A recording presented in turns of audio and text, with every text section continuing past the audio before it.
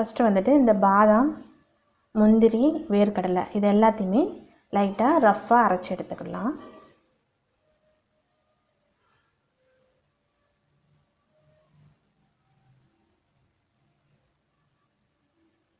இப்போ இதெல்லாம் நல்லா அரைச்சி எடுத்தாச்சு. இதோட நம்ம வச்சுருக்கிற பேரிச்சம்பழத்தையும் போட்டு அரைச்சிடலாம். இந்த நட்ஸ் எல்லாமே கொஞ்சம் ஊற வச்சு அரைக்கணுன்னா கூட அரைச்சிக்கலாம். நான் அப்படியே தான் அரைச்சிருக்கிறேன்.